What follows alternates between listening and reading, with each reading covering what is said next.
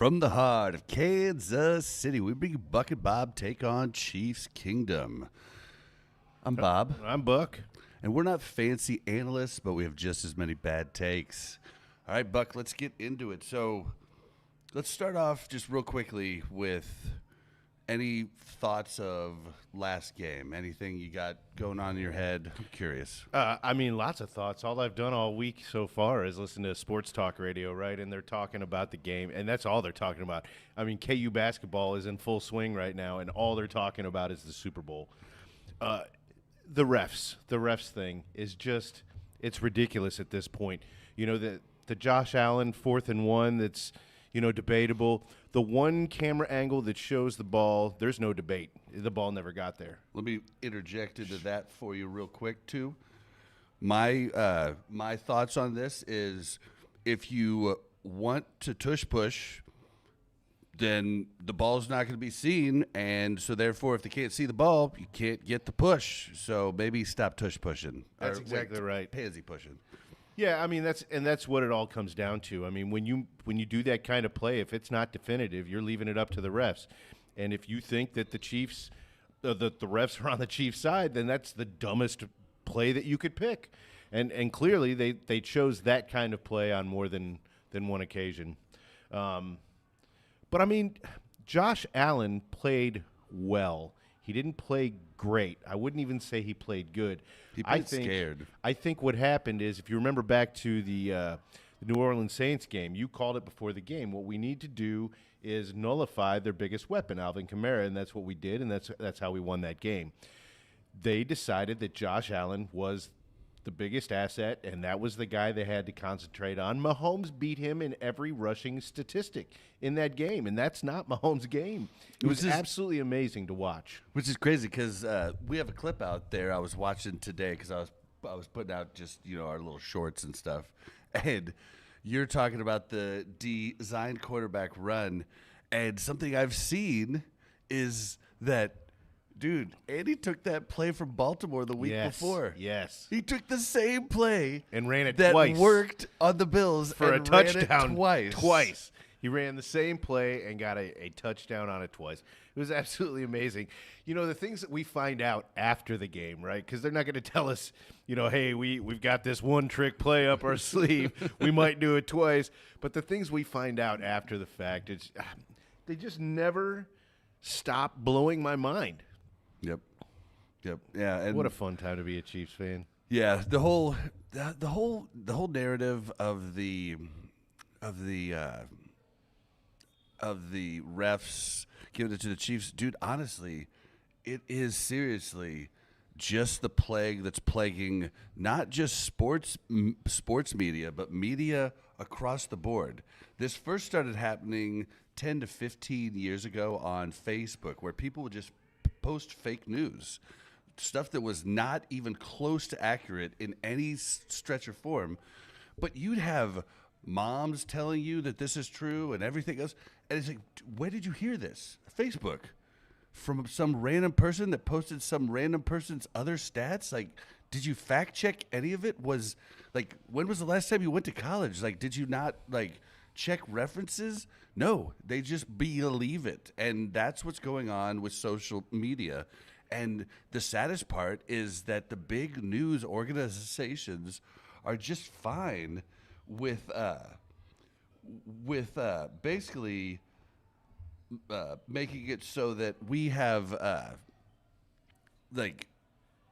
they're making it so that they take the headline rather than actually telling you the truth. And that's a problem across all media in the United States right now, and it's probably a plague overseas too. Yeah, but here's the one thing that I think is a positive with this whole refs being on the Chiefs side story is, and this was brought up on the radio today, this is not an original thought on my part, but I love the take.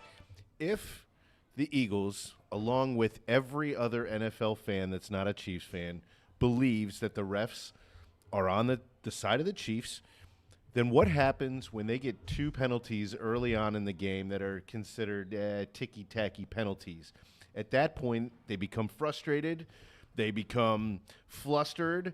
They some of the guys start throwing up their hands and like, oh, well, now we got to beat the Chiefs and the refs, and it will be that much of an easier game to win at that point. So you know what? I haven't paid my dues to the refs yet this month. I got to do that as soon as we get home. So I'll be chipping in. Thank you, refs. Yeah, it's crazy. I'm sorry for anybody at home. I'm trying to figure out what's going on. Oh, something was just wrong with your phone. I just killed the app and opened it back up, and now you're good. Cool. If you just leave it here, we can both see. Cool. Maybe that's all you had to do the last time. Maybe it's just been broken for the last week. It's possible. All right. Well, yeah, it's getting silly, and people, you just need to, if you hear something, fact check it across anything. If you hear something, it doesn't matter. I don't care if it's somebody you put trust. Put logic to it.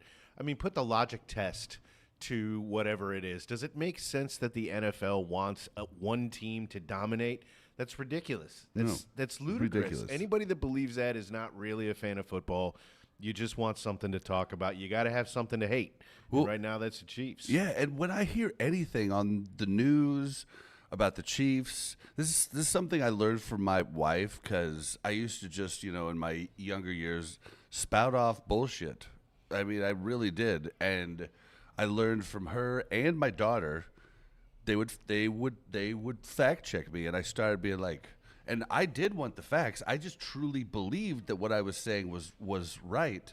Yes, but I was wrong. Yes, I know. And now, for God, the last 5-10 years, I fact check everything. It pisses people off when they tell me something. I'm like, well, where did you hear that? They're like, oh, this, and I'm like, okay, well, did you check the other counter? Blah blah blah. I'm very hesitant to believe anybody now, and when somebody tells me something, I fact check it, and that's just something everybody needs to do in this day and age now. You don't have the luxury of just knowing somebody's going to tell you the truth. If I'm being honest with you, you never had that luxury. People were just able to lie to you and propaganda you government-wise throughout the entirety of American history. But fact check. So, back to the Chiefs. Yeah, I mean that's kind of what I took away from the game is that everybody wanted the Bills to win. I mean, that's not a shock to me. Same thing happened when the Patriots were going through their dynasty 10 years ago. But yeah, that refs narrative. I mean, all the stats. Look at some stats, man. I mean, we are one of the most heavily penalized teams in the NFL, just all around. You can probably nitpick it and find, well, on 4th and 7 when Mahomes was throwing off his left foot and his pinky was broken, they got that 1 4th down call, and that means that they're 1 for 1. That's 100% of the time when Mahomes throws off his left foot with a broken pinky on 4th and 7, he's going to get it. I mean, okay. But when you really start to look at the macro rather than the micro, it all evens out, right? Mahomes is one of the the Chiefs are one of the most heavily penalized teams in the league. And, a good percentage of those are deserved penalties. I'm not going to complain about it. I mean, I'm going to complain about it after the game. But, at the end of the season when we're playing for the Super Bowl, I'm going to stop complaining about that because as a fan of a winning franchise, I'm looking to the future, just like my team is. Yep. And honestly, people who blame the refs are just losers. I mean, you're just losers. You're just looking for reasons that, well, my team could have won if it wasn't for the damn refs. You know what happened? And the Pat Mahomes. I mean, you know what happened when the Bills beat us in the regular season? You know what we did on this podcast? We said, game well played. Mm-hmm. You outplayed us. Good job, Bills. Good job, Josh. That's what a true competitor and a true man does. Yeah, we enjoyed the product on the field. We didn't like the end result, but we enjoyed the product that was on the field. And we've talked about Josh Allen a lot of times, even when it was, it wasn't Bills week. I'm a fan of Josh Allen. Absolutely. He plays the game kind of the way that we would want our quarterback to play, just kind of like Mahomes does on and off the field. He's a true leader. He does things for the community. I know Josh Allen is the same way, blue collar kind of guy. Well, and do you Easy ever to root see? for. Do you ever see Josh blaming the refs? No. Like half the Texans I team. saw it in Jesus. his mind. He had some, but he's a classy professional quarterback, and he did. He said all the right things. Honestly, remember back to when the Bills beat us. I forget what year. I don't think it was last year. I think it was the year before last. And Mahomes had to come out, publicly apologize. There was a extraordinarily bad call on the Chiefs, like one that would have made you people this year just lose your freaking mind. And Mahomes felt so bad because he walked up to Josh at the end of the game and said, "You know that was a bullshit call." And Josh said, "Yeah, I know it was." And then later on, he was like, "Man, I feel like horrible. I should have said that to my friend, because they are good buddies. They play golf in the off season." And he just felt so bad about, kind of souring his win there that was so crucial for them to get I think it was last year, for them to get the number 1 seed. Was it? Okay. Let me know in the comments which one I'm thinking of. But yeah, Josh is an awesome dude, awesome quarterback. I feel bad that he's in the AFC. If he was in the NFC, it would have been a completely different narrative for his entire career. Mm-hmm. That's what's crazy to think about. This last week's game really was the Super Bowl. Because if we would have lost to the Bills or even the Ravens, I would have been like, okay, we lost to a team that deserves it. That deserves it. That we should, we could and should lose to in situations. But the Eagles, I don't feel are that way at all. And so I just feel like the NFC has been so weak for the last 5-6 years. It's just. Yeah, not to get too into the Eagles yet, but yeah, I think the one thing that really scares me is, we know that the Chiefs can take away that guy, right? So that guy is Saquon Barkley. Yeah. So this year, Jalen Hurts hasn't had great numbers, but that's because they've ridden the back of Saquon. But we know same with A.J. Brown. We know what Jalen Hurts can do, and A.J. Brown is a fantastic receiver. If anybody hasn't been paying attention to the Eagles, A.J. Brown is the real deal. He kind of reminds me of, I want to say just like this, just a little bit smaller. Oh my God, Jamari Chase. Tough dude. He's gonna make that catch. He's not the fastest guy on the field. He's pretty close, but the athleticism and the what's that stat in Madden that we always overlooked forever? Awareness. Awareness. His awareness is unbelievable. So yeah, that does scare me. There is more than just one star on that team. There are some ways that they could win this game. I just think they're not as good as even the Lions. Like, I think the Lions got snake bit by the Commanders, and everybody in their front office and every coach was interviewing everywhere else. Yep. And they took for granted that they had to actually play the Commanders, because I don't think they should have lost that game. I was happy when it happened because I was so pissed off at the media for just America's team, blah, blah, I don't blah. want to take away too much from Jaden Daniels, though, and what he accomplished in that game. Yeah, but I think they came unprepared. It's not like the Lions came out and scored 15 points and they just couldn't put it together. There was some scores. It's just the defense kind of fell apart. And Jaden, you still have to go out there and win that game, though, and Jaden Daniels did. I don't want to take anything away from him. I'm not saying that the Lions weren't the better team, but that day they weren't. Well, I just feel like the Eagles are probably – so I think the Chiefs are the best. I think the Bills are the second best. I think the Ravens are the third best. I think the Lions were the fourth best. I think the Eagles the fifth best. Maybe. I mean, in the NFL, and I think I'm just saying. You talking record-wise or potential? No, I'm what it could have talking been? like the best teams. There's an angle. There's Yeah, I'm definitely not an argument for the Bengals in there too. I mean, when Burrow wasn't hurt and when they were on all cylinders, I mean, they were putting up. Yeah, but Burrow wasn't hurt for long at all. But they had a stretch where I want to say it was like 7 or 8 games. The Bengals, they were putting up. The points. Bengals were worse. You had than Jamar the Chase on Eagles. your fantasy league. You know what I'm saying? Yeah, I know, and it was great because he had a horrible defense, which made them have to push down the field constantly. Yeah, it was a great setup for fantasy. Horrible setup for your NFL team. And like if they had just had any sort of defense, but I think they're definitely. I mean, I don't even know if I would say they're as good as the Commanders at this point. Maybe not. Yeah. Yeah, they just. Well, they're the I team mean, to beat in the AFC. Yep, and everybody beat And them. everybody did. Yeah, so I just don't see that. But enough of that. We got we've already killed 15 minutes of the show. But I wanted to talk about we're gonna have another episode next week. We're gonna be talking a ton about the matchup and everything. But kind of what I wanted to talk about more right now is kind of the future. And we have a lot. So we have that crazy draft class we got because of the Tyreek Hill trade.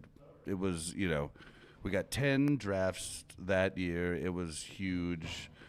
And a lot of those players are coming up to where we can extend their contracts, but they're still going to be on the team, period, later on.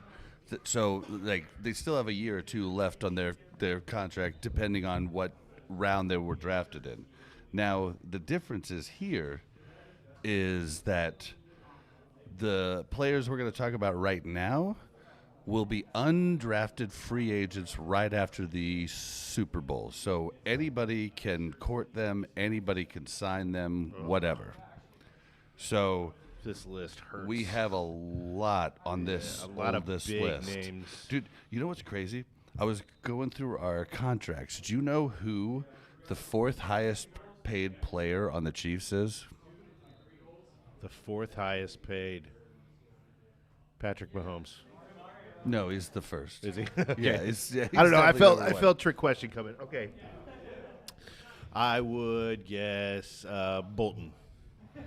Nope. All right. Who is it? Bolton makes under $1 million right now. Oh, that boy's getting paid. Bolton was maybe. That's what we're gonna talk about here in a second. Bolton makes here. Hold on. Nick Bolton. Okay, sorry. He makes 1.5 million a year. Sorry. But yeah, he's still in his draft contract. Mm-hmm. He's looking for a payday. Oh, yeah. And he deserves it. But, okay, so 4th highest paid player on the Chiefs. Can we say false start? Oh, Juwan Taylor. Yep. And he's I think I paid heard that almost before, exactly the same as Joe Tooney. And his contract is longer than his contract's going through, it's 2 years more. It's next year and the year after. And his contract is huge. And boy, that, we talk about Brett Veach and all the great things he does. That was a mishap. That was a whoops. Yeah, this is Juwan Taylor at the top of his game. What happens when he loses a step? A lot of that false starts and the lining up in the wrong spot or starting early. I mean, it's all because he's trying to beat, whatever said defender is lined up against him. So if he loses a step, whoo. Yeah. So, all right. So, how do we want to do this list? Do I want to just read people off, or do we just want to start at the top and skip over people we don't care about? Yeah, let's do that. All right. Let's do this. DeAndre Hopkins. He is our number 1 undrafted free agent. He currently has a $13 million cap hit. He's been in the league for 12 years. He's 32 and a half, as our children would say. I'm 32 and a half. I guess it depends on what happens with the rest of the receiving core. I mean, I'd hate to see DeAndre leave this team But I think long term, if you're thinking longevity, he's not the long term answer. He's too old for that. Yeah, I think what it boils down to But I love is that. does he want to play another year or two of meaningful football? And if he does, then does he want to take a vet minimum deal? He's made his fortune. Mm-hmm. He seems like the type of guy who has properly prepared to use that money to grow, and he's not out buying Lamborghinis and would think. spending a ton of time at strip clubs, right? So Just a little. I think it's possible he's down to do a vet min deal, which would be just enormous because I don't think any other team is going to really throw him a ton of money with him having, going into his 13th season in the NFL. And we've seen the Raiders do some stupid stuff. Yeah, well, the Raiders, they usually do that for people who are fast. That's true. The next one is Justin Reed, aged, he's basically 28. He's turning 28 in like a month. He's been in the league for 7 years. He has a $10.5 million cap hit. He's a pretty big price on the Chiefs. And but his play on the field absolutely warrants it. It is. But we historically don't pay we haven't really paid a safety since Eric Berry. And I feel like he really fits into this team, and I'd love to just have him and Hicks there and just not have Cook there. I mean, I think Cook's a great guy, but Cook can't change direction if the direction hit him in that direction. Yeah, the problem is Reed is going to get offered a contract someplace that the Chiefs won't be able to. So does he have? But does he have the same? He is 28.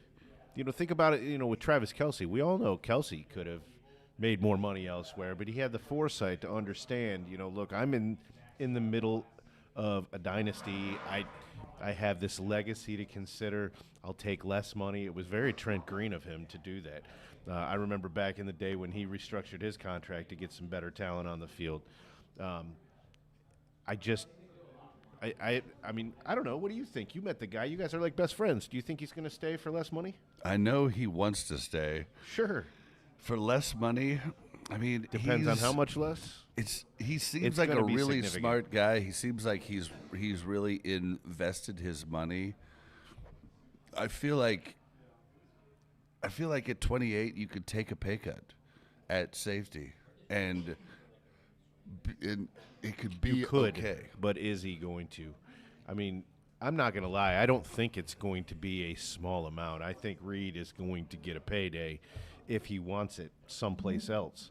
But I mean, he got a payday with us. That's the contract that he's on.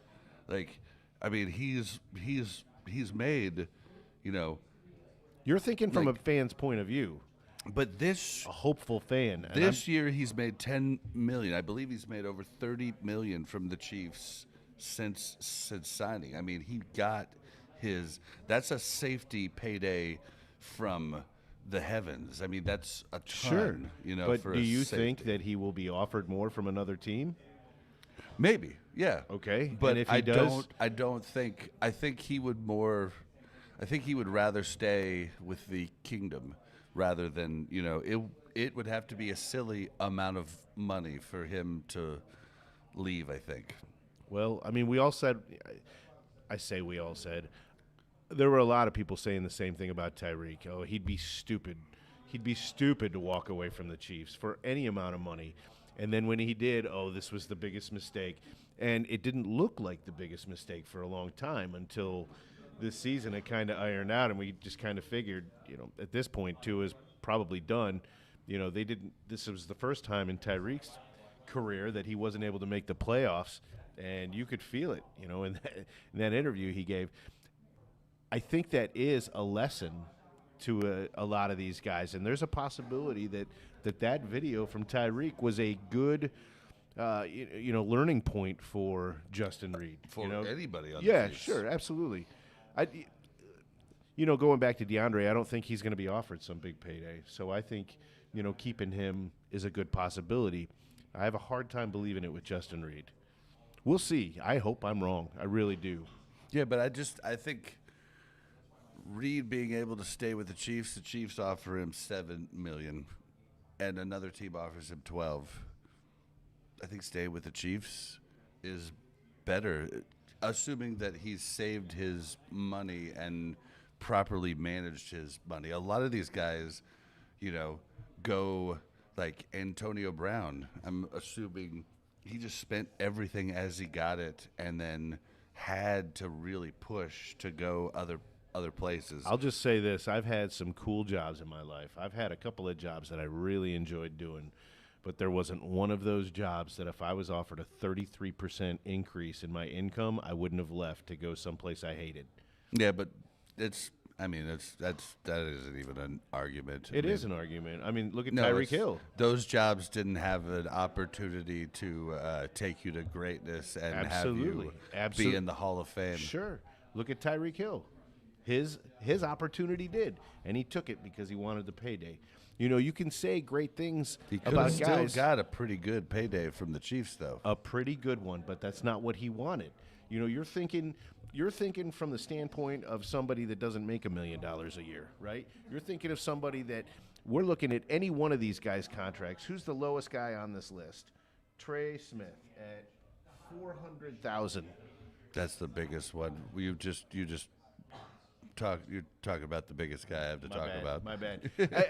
But my point is valid. Like $400,000, that's a lot of money. That's a lot of money to a guy like me, and that's nothing to these guys. So when they're offered a big payday, we're not talking about $8 million versus $900,000. Yeah, it's really hard to see on this iPad. Okay, either way, when you're talking about going from $8 million to $12 million, that's stupid to me, right? I mean, why wouldn't I take $8 million to work with a dynasty team rather than take $12 million to go to some team that's going to lose? But that's not how these guys are thinking. Well, that's my point. 33% more money. That's a big, big fish. That's a big piece of bait. Yeah, well, and most of the guys in the NFL will take that. And that's what makes them dumb. That's what makes them. Yeah. Not uneducated, just dumb. If you look at the amount, Patrick Mahomes has made a ton in the NFL. You know how much he's made outside of the NFL? And lots of that is smart business savvy, buying into the Royals, buying into the Kansas City Current, buying into all these different franchises, really managing his money correctly. But how many commercials have you seen Justin Reed on? Yeah, exactly. So he's not getting those opportunities. But he's already made he's made in his career probably $45 million. So if you need more than that, you're just being silly. Or you're just overspending and living a life that's just out of this But world. that's the business of football. Yeah, but the smart players, Brady and Kelsey and others, have done it the other way and been better off for it and will be remembered in history for it. But some of these guys don't even care about that. Like some guys don't even like football. That's and like weird to they consider, just play because it's something they were good at from, pint size. Their mom pushed them into it. Like there's a ton of guys you can see that just don't have that love for the game, and they, tire out quickly. But the next guy on the list, because now that I'm looking at this might be like the whole episode. Shoot. Which is, fine. Yeah, that's fine, But, yeah. Charles Minahu. Now, here's a guy, million. with what I've seen, Also almost 28. I feel like this guy would make that decision. He would make the decision to stay with the dynasty team. He's going to take a pay cut and stay with us, I'm pretty sure. And not just because, maybe his business manager is pushing him that way, but I think that he's gone through so much, and this organization has stood by him, and time again, we're not talking about one injury. We're talking about a few big injuries, and they just stuck with him, and look at it pay off. And he's a smart guy, and he's really having the time of his life. You can tell by his play on the field. If you watch any of the coverage of the sidelines, I mean, he's over there pumping up his team. And he's not getting $8 million a year from any other team, and I don't think we'll pay him $8 million. So I don't know, man. I mean, if he could stay healthy, that's a hell of an addition to any team. But that's the big question mark. yeah, man. but it really is. It's not a premier $8 million player. He's just not that anymore. What about Marquise Hollywood Brown? He's got a $7 million cap hit, also almost 28. This depends. If he gets another offer, and it doesn't got to be 33%, I think 5%, and he's gone. I really do think that. Really? Well, He's okay, one that on. I think that no. No. Okay, I kind of take that back because he did miss so much of this season, and we all know how much he was looking forward to playing with Pat Mahomes. So I think that maybe it might take a little bit more to lure him away, but I think he's definitely going to go where the money is. I don't think so at all. If I'm wrong, I'd be because happy. of everything he went through to get here to Kansas City. I mean, and like the day he was signed, he flew out here, dude. Like the day he was signed, he flew out here and found an apartment at Two Light downtown, and just literally came here immediately. Tried to get a hold of Patrick to see if he could like meet up with him for catches. I don't know if we win a Super Bowl. I think Brown wants to stay for the rest. But the next one's Carson Wentz, which I don't really truly care about. I do. I really do. I think kind of having hope that that he caliber, gets a better. that caliber of quarterback for your backup is amazing. I really do think he's going to get another chance to be a starter someplace else, and he might even take less money to be a starter someplace else. Although, who knows? I mean, everybody wants to start, even if it's not for the two-time defending Super Bowl champs. But man, I'd love to see Carson Wentz stay as our backup. I would. Yeah, I'd be happy for him. But I'd be getting a happy. Yeah, spot perfectly happy for him. There's someplace not a else. guy on this list that I'm going to hold anything against if they decide to leave for more money. I mean, it's a business. That's what it is. What about Joshua Uche? Get him out of here. We are not a 3-4 defense. We should have never brought him in. It was unfair to him. We gave him bad tape because, I mean, he's a stand-up linebacker rusher. He's not a 4-3 defensive end. Get him out of here. Tershawn Wharton. Now we're getting to where the cap hits are a lot lower. You know, we've got, Tershawn Wharton, defensive end, which really he's more like a defensive tackle in his size and everything. But, he has, almost $3 million cap hit. I don't know if he's down to come, for the same money or a little bit less. See, Maybe even a little bit more. I think we take him because I tend to think been looking that good. because of his role on this team, he's kind of underappreciated in the media.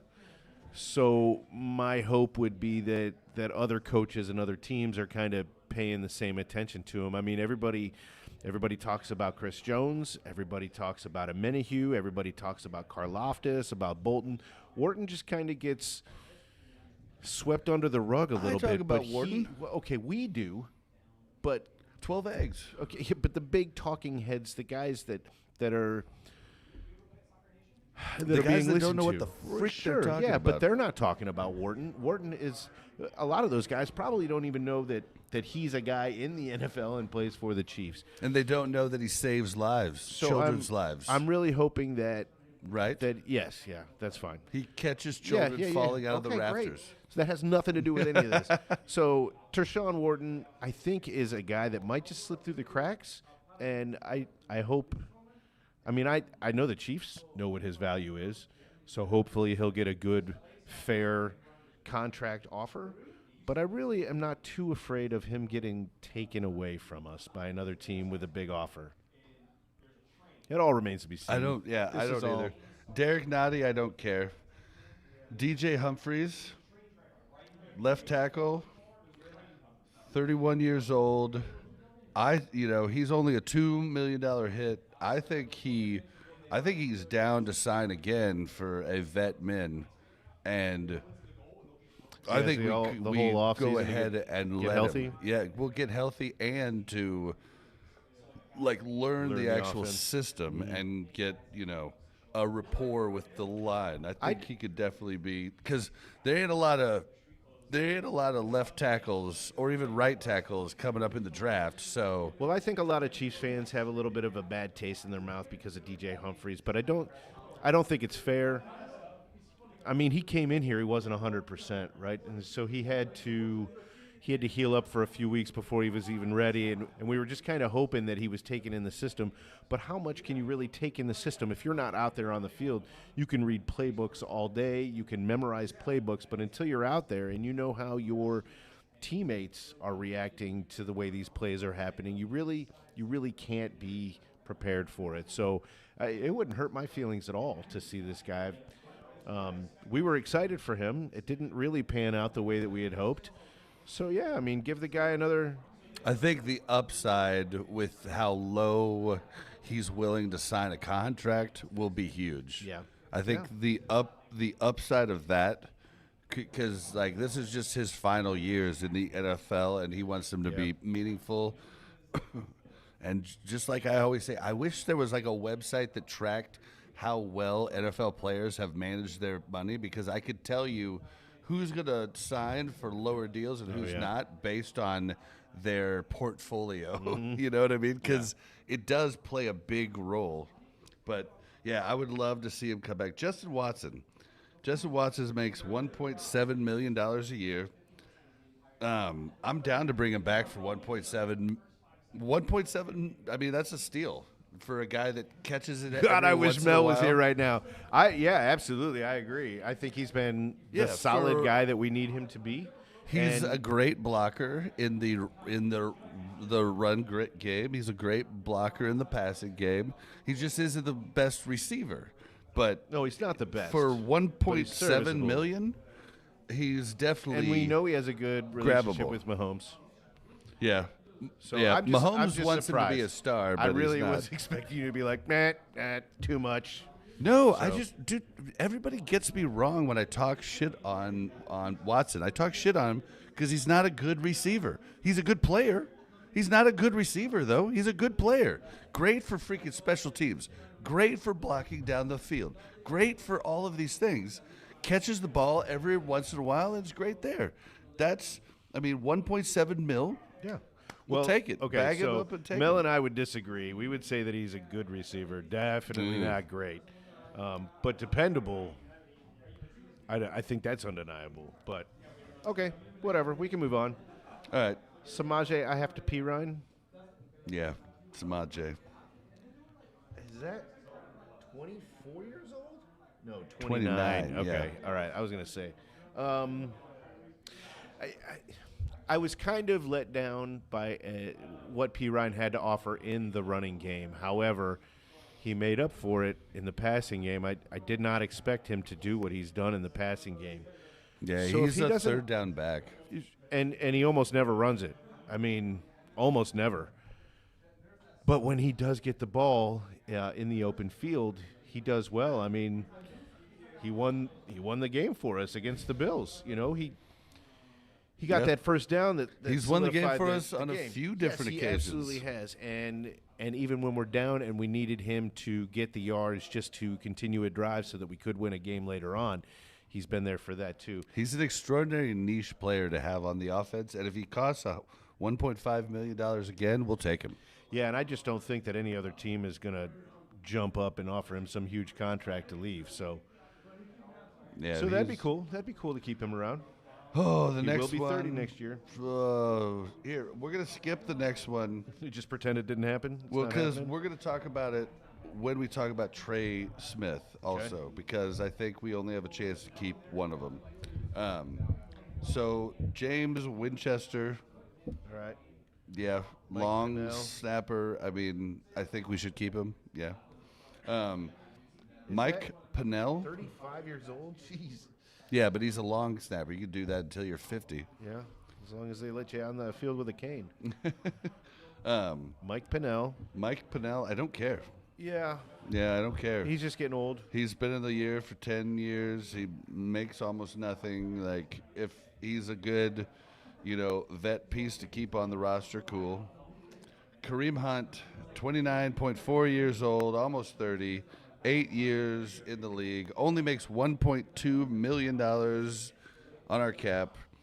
I don't even know that he would ask for more, but he hasn't really gotten his big payday ever. So He's not getting a big he's payday. not getting a big payday at 30 as No. a running back. No. It's just not going to happen. No. Well, all I can hope is that he's been good with the money that he has made. But based on past life decisions and the way that he's lived his life, yeah, I really doubt it. So I think he'll take just whatever he's offered. He's not going to get offered anything by anybody significant. So I could definitely see Kareem Hunt being a part of this team again next year for very little cost. The next guy, Juju. I mean, Juju, if he was to come back for cheap, I'm down. Yeah, definitely. He's another one like Watson, just as a better receiver, but does everything Watson does in spades, too. Yeah, I mean, I can't even argue with one word that you said there. I'd like to see Juju on this team again. He's definitely getting older. He's getting up there in years. He's losing a step, but speed was never his biggest asset anyway. And yeah, he does seem to come up with those catches when he needs to. Yep. Last year was rough for him, but this year he's been pretty solid. I mean, last year he was on one of the worst teams in the NFL, so, the year before that he won a Super Bowl and was our number one wide receiver. Yeah. So it just all depends on where you play, right? McCole Hardman. I miss Mecole Hardman. I love Mecole Hardman. And he's only 1.1 mil on the cap. And I think with what happened with him and the Jets, I think is really going to sour most of the teams in the NFL to, only the Chiefs are really going to get something out of this guy. So why would anybody really take a big chance on him? So I think that we'll get Mecole Hardman back for a very cheap price. In fact, he probably deserves more than if what I'm he's being going to honest, get. he probably does. Yeah, man. He's been a staple. almost 27. He has been with us for every Super Bowl run we've done. He's fast. He he's- catches the ball when it's thrown to him. He doesn't tip it up he's for a the defensive backs. He's basically a local guy because he went to Mizzou. I want a Mecole Hardman jersey. I just decided. I mean, he's been one of the unsung heroes, Yeah. and at 1.1 million, you come right back. And he won Hardman, the you Super come Bowl right for back. us last year. Yep. Then we've got a guy I don't even know his name, so I'm not going to mention him. Marlon Tuipulotu? I don't know. It's kind of blurry on my screen. So Jody Fortson. This guy had a chance to be a star in the NFL and has Yeah. just been hurt and hurt and hurt and hurt. But he's only making $1 million a year. So $1,055,000. I mean, yeah. I mean, sure, it'd be cool. I don't anticipate it seeing him more than 3 or 4 games during the season. well, and then we have Trey Smith and Nick Bolton, both gotten in the draft right before we had the crazy draft after the Tyreek Hill change. It was the year prior to that. They're on, their fourth year of their contract. Both high draft picks. I don't remember which one was a first and which one was a second. But yeah, Trey Smith makes $900,000 a year and That's has gonna change. never had his payday. He's getting paid by somebody. Nick Bolton makes 1.5. So what that tells me is that Trey was probably a second round, Maybe. and Nick Bolton was the first round. Yep. Yeah, I think Nick Bolton was. There were a lot of teams that were high on him coming out of college. So Nick Bolton's going to be cheaper. No, you think? Than Trey Smith. I mean, I know it's not even. I mean, it won't even be close. Like Nick Bolton's going to be pushing for a $10 million contract. Trey Smith is going to be pushing for a $20 million a year contract. It's just the difference between offensive line and middle linebacker. Do you think either one of them gets those contracts with the Chiefs? I think our better chance is Nick Bolton. I don't know how we could keep Trey Smith. Is it cheaper to do that? Well, if he's smart. And they do say that the offensive linemen are usually the smartest guys on the field. They usually are. But The Wonderlic test proves it. yep, I took that test once. I did really good. Yeah. So Trey Smith, I think, is a pipe dream to keep. He needs his payday. I don't see us paying him, $20 million a year. What do you think I the just don't Chiefs see are it. going to offer him? I mean, I don't even know if they offer him anything. Really? I just don't see how It would be insulting that they couldn't offer him near what he's worth type deal. Yeah, it's the type of thing where they want him to go. This is Nah, like they we've been want it. talking about other people who have already had their payday and how they might come back for less. Trey would be absurd to not take his payday right here. Trey's made, under $4 million in his time with the Chiefs over 4 years.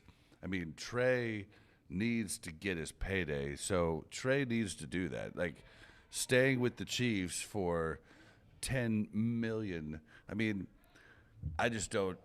I even see we're talking about the difference between 10 and 20 million. Like I can't even say he should do that. If someone's already made 40 mil, I could say they'd be smart to not take that payday. But yeah, I just don't know. But everybody is really high on keeping Trey Smith and making that work over Nick Bolton. I say no. Man, that's a tough one for me. I mean, Trey Smith has been he's just been a staple. And the reason that you know that is So is because Bolton. you never hear his name. You never hear his name. He doesn't mess up. He always gets his block. Yep. I mean, And he's you just, always hear Bolton's you name. do always hear Bolton's thing. There is a lot of guys on this defense, though, that could step in. I'm not saying that anybody could fill his shoes because I think Bolton is one of the best right now at his game. And not to say that Trey Smith isn't. I just think that having that key piece on the offensive line is so much more important to this Chiefs team than your middle linebacker. Well, it's almost a fact. Like any position on the offensive line is more important than middle linebacker. Yeah, but if we had backups that didn't lose to the Broncos 38-0, you know what I mean? If we had 2 or 3 guys that were serviceable backups on the offensive line, they could step in and do kind of what Tooney and Caliendo did, right? They made the offensive line at least viable. If we had somebody like that lying in the wait, and you kind of think that Kingsley Suamataia might be that guy, just not left tackle. Yeah, but Juwan Taylor But we being don't know paid that. $20 million, unless Juwan can move to left tackle or DJ Humphries can do left tackle. But either way, Juwan has to play, getting $20 million, or we drop him and we take a huge cap hit. And I don't think we're going to be able to trade him to anybody. Yeah.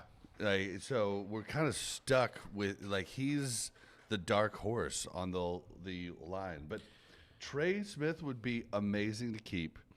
But I really want to make a argument for Bolton's more important than Trey Smith. And here's why. So the middle linebacker position is not as important as right guard. It's just not, period. That's why the best middle linebacker gets paid quite a bit less than the best guard. Okay, so it's definitely not as important. But Bolton's special, dude. Bolton is special in a way. Do you know what I'm gonna say? No. Okay, so I thought you might, because I thought I told you about it before. But Mitch Holtis, the voice of the Kansas City Chiefs, touchdown Kansas City, yeah. He has talked about how Bolton has a photographic memory. So Bolton's able to see what everybody see. Like, if he sees one play, he's going to know that play For the rest of his life. every time after that.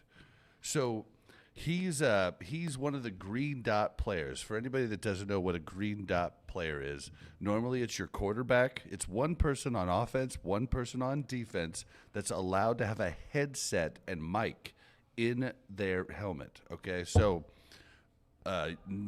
almost I don't think anybody on the offense besides the quarterback. The quarterback is always the green dot guy. You'll see a green dot on the back of their helmet, which signifies that the one person allowed to have a mic and a headset in there. That's why you always see the quarterbacks holding their ear holes right here when they're trying Block to out hear the crowd noise so they can hear. Yeah. So on defense, oftentimes, most of the time, it's the mic middle linebacker. That's what Bolton is. Bolton's able to give information back to Spags extremely fast and be able to tell the people around him on defense extremely fast what's going on. I think it is a immeasurable stat that Madden doesn't even have, photographic memory. It's a stat that really makes him – it really could be the reason Spags' defense has come on so much since Bolton came on. So I really think Bolton is one to keep.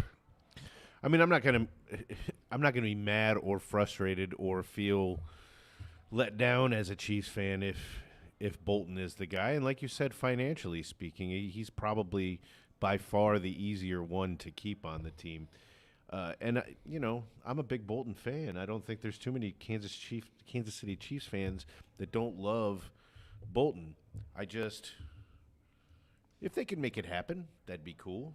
Yeah, that is a Bolton jersey. I know you can't see it. You've seen it in other broadcasts that we've had, but and it's for sale here at the $350 could be yours. Yep, at the Pizza Sports Pub or the Sports Pub and Pizzeria in All American Sports Complex.